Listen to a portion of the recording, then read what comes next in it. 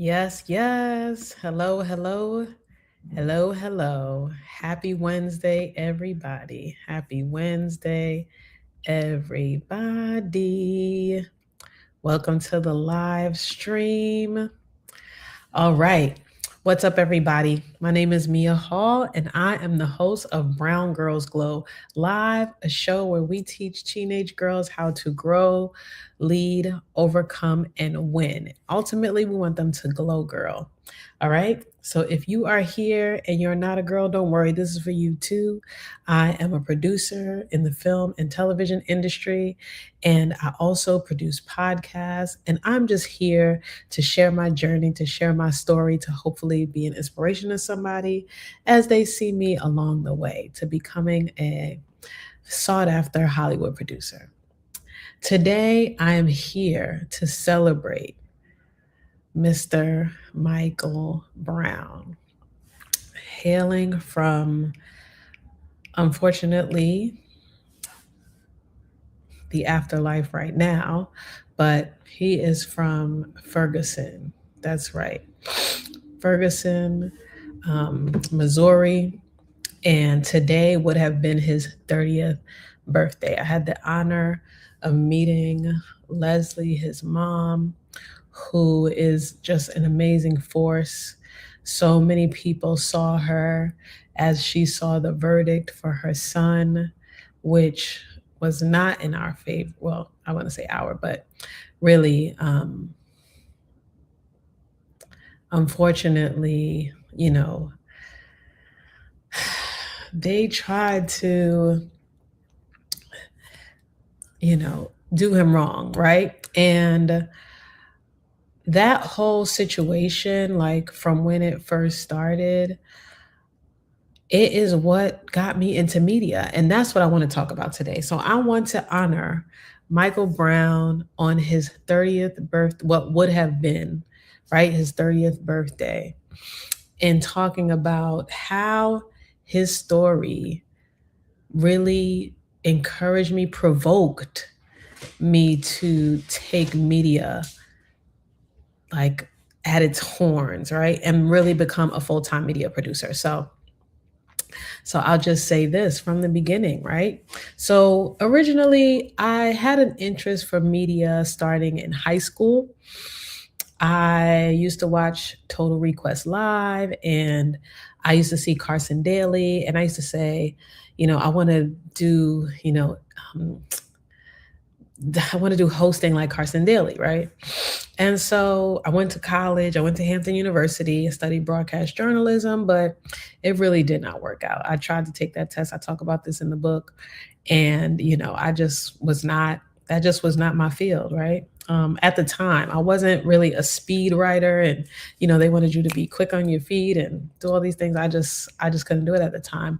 But I was an athlete. I was interested in sport, and that's what really that's the path that I chose. I switched my major from broadcast journalism to sport management, one that I could stay in, one that I would flourish in, one that I actually ended up graduating with my bachelor's of science in 3 years. So it was the switch for me at the time, right? So I went into sport management. Really was into sports business. Of course, got my master's in education from Harvard, and I started to work at the WNBA. I started to work at Power Play NYC and just different sports companies, right? I worked at the High School of Sport Management, so I was focused on education. But even there, right, I dabbled back into media because I always had like a sort of a passion for media, right? It was somewhere in there, somewhere in my spirit. Like I remember during my senior year in high school, I was in a class. We were in like a college level course. I believe it was at Long Island University, and they let high school students take the college courses. It was called College Now, actually, for anybody in New York City that knows about the College Now program. So we could get college credits in high school. So I took the media communications course, and in that course, I remember my teacher. I don't remember his name, but I do remember the teacher telling us that when Marilyn Monroe died by suicide. The they had it on the front paper, like as news, of course, when everybody found out. Then they said the suicide rate for people who committed suicide, like the days following, when Marilyn Monroe's, one of the most popular people at the time, when her suicide was made public, in the days following, the suicide rates had went up. And so that was eye-opening for me, because it was like, whoa, like I can see the impact and the power of media. Like that, of course, like everybody's looking at this paper, and excuse me, one way or another, they are excuse me, provoked to action. And unfortunately, for the people that saw Marilyn Monroe committing or dying by suicide, excuse me, unfortunately, a lot of them decided to do the same thing. So that was my first interest in, like, wow, media has a significant and huge impact. And some way, somehow, I have to be involved, right? But then, like I said, I had to pivot. I really had to pivot out of media. Excuse me.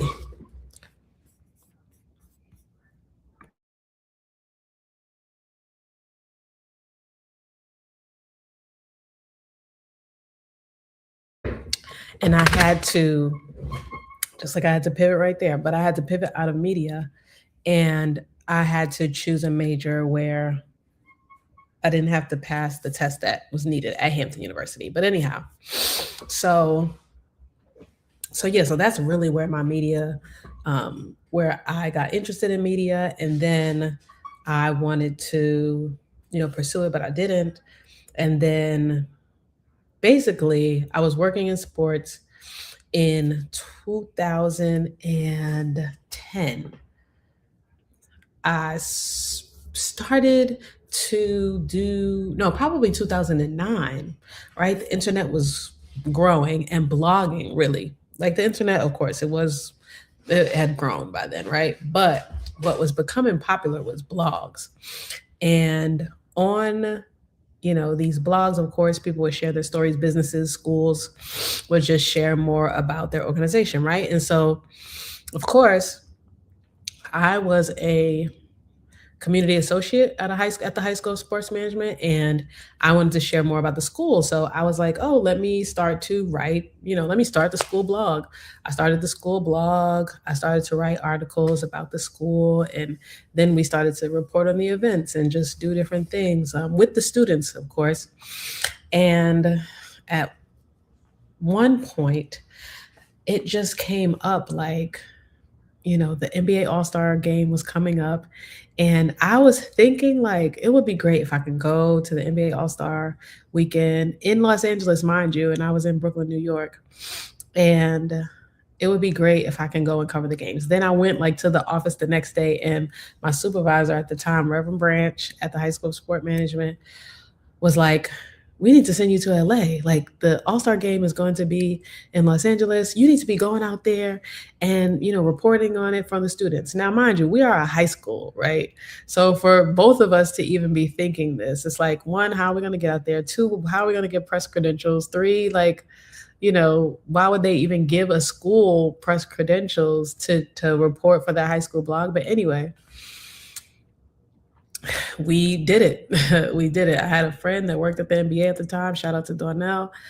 And I was able to stay with her at her hotel. She was at the players, like one of the players' hotels. And I met people. I met Adina, who is still my friend to this day. And that was in 2011. So that was 15 years ago. And just a bunch of other people in sports. That was the first time I met and interviewed John Wall, and I interviewed James Harden. I mean, basically all of the all-stars that, were around, like, we were there reporting for them. And, just somehow got connected to the development league. I believe it was somebody else that Reverend Branch knew, or somebody that was involved with the school.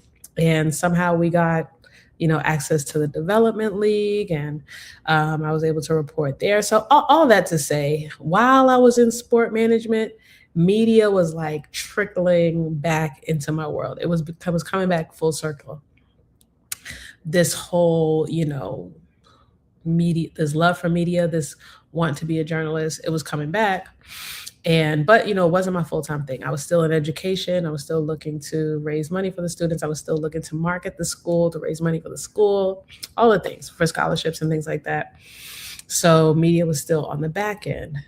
Then 2010, I found out the Nets were coming to Brooklyn from New Jersey. And I was like, I have to be on that team. I don't know how, but I have to be working with them. I work in sports, grew up in New York, grew up in Brooklyn. For a basketball team to be coming to Brooklyn, I was like, no, I need to be there. And I had interned at the Knicks before, and was looking to get back in the NBA. Knicks, I was really looking to get anywhere, but I mean, Brooklyn being my hometown, it was like, why not? And it was a new opportunity. So it was like, I need to be there. And plus, I used to have to pass Barclays Center as they were building it on my way to work, on my way to the high school sports management. So every day I used to say, I know I'm going to be there. I know I'm going to be there. So anyhow, 2010 to 2012, I was thinking about that. And then in 2012, I started working as a community manager for Barclays Center, right?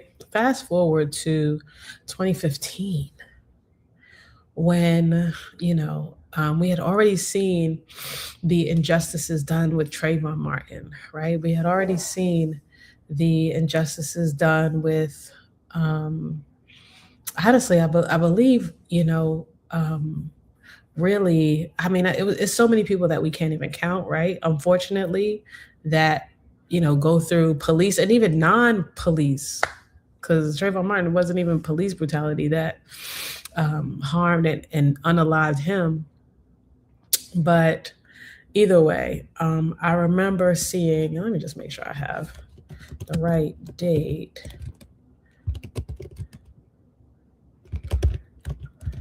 (2014). So yeah, August 9th, 2014, unfortunately. So I'm working, at Barclays Center in 2014. And this is when, just the world is in crisis. Just so much going on. And, of course, with Trayvon Martin's death. And then we see Mike Brown, young man who had just graduated high school, something happened at the store. And of course, there's specific details. I have watched a couple of documentaries on this story, and it is horrible just how everything went down. But, basically a cop got a call about somebody, about Mike Brown, and basically like chased him and shot him in the back. And then when he was on the ground, shot him while he was on the ground. And I feel like not a lot of people know that, he not only shot him in the back, while he was, unarmed, but also when he fell to the ground, went on top of him and shot him to try to make sure that he was dead. Like, craziest story. But, we're seeing, and then of course they left his body, that's very popular. They left his body in the streets for 4 hours so that just with everybody in the neighborhood able to watch, and his mom, and, just being able to just see that is just still to this day, it is crazy, right? But then the media, right, has the nerve to label him as a thug, label him as, he was involved in gang activities and whatever, right? They had one picture of Mike Brown on Al Jazeera, and the, BET or Black Enterprise will have him in his graduation cap and gown because he had just graduated high school, 18 years old. And then you would see the other outlets with him, just in regular street clothes, but it's not even like, he had guns up or something like that. Like, it was him in his regular street clothes, like being a regular kid. So it was just there was a lot of disparity in how it was being reported. And I knew also that at that time I had to make a decision, right? Um, 2014 was a crazy year, and we were in the streets, right? I remember going to protests, for Mike Brown, for Trayvon Martin, but I knew that I wanted to go beyond the protest. And I was like, how can I go beyond the protest? Like, how can I make more of an impact to not only the Black Lives Matter, well, just to show that Black Lives Matter in general, beyond the Black Lives Matter group, right? To show that Black Lives Matter, to be able to fight for social justice. And it became clear to me, I believe, not even I believe, I know it became clear to me when I saw what was being reported, the way that Mike Brown's case was being reported.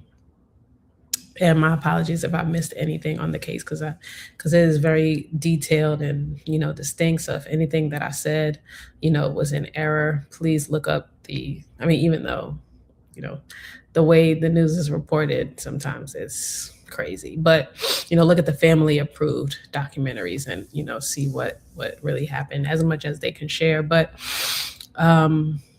yeah, either way, the way that it was reported really struck me, and I was like, no, I have to do something to be able to contribute to media so that it won't be so skewed. If I can control what is being put out there, the images that are being put out there, then I want to. I literally just did, not just, but in the last presentation that my team and I did at the Harvard Alumni of Color Conference at the Graduate School of Education, I was able to do a presentation actually on the disparities between how white Americans and Black Americans, Latino Americans, other nationalities are talked about. And they have like word clouds and the words that are most used and things like that. And on the Black people, it's, thug, murderer, da, da, da, da, all these words. On white people, it's, family man, and you know what I mean? Like leader, visionary, like all these words. And they're still talking about people doing the same types of crimes. And it could even be talking about victims, right? And, there's just such a disparity in the way that, news is reported. So it's real. It is super duper real. And that is the way that I got involved in media. And so that's why I wanted to dedicate this episode to Mike Brown. He did not have to die that way. There was literally no reason why he shouldn't be celebrating his 30th birthday right now. And so I don't report news as much.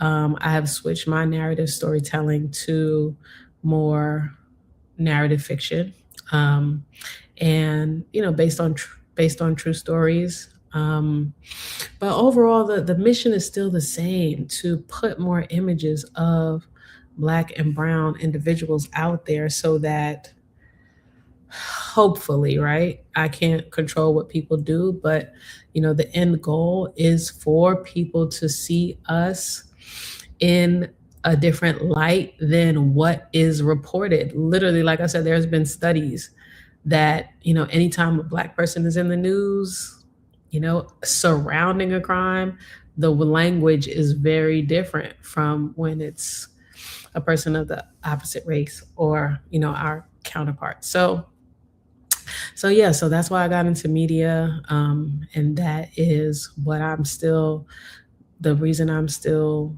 in media today, in storytelling, to tell our own stories, to tell our own narratives. And I remember Ava DuVernay saying that one day as well, that she uses her pen, as protest, and she writes, and look at everything that she was able to do with the 13th, with, When They See Us, with Origin and all of her stories, right? Able to really fight social justice with it. And so she inspired me. Michael Brown inspired me. And that's why I do what I do today. So this is a different Brown Girls Glow Live. But it is, really part of my origin story into how I got into media and, yeah, what inspired me to do what I do. So y'all keep growing, keep glowing. And what is your why? You can leave your why of why you got into the career you're in the comments, and talk back to me. All right. So I love you all. I wish you all the best. And like I said, this episode is dedicated to Michael Brown, and we wish him a happy heavenly 30th birthday.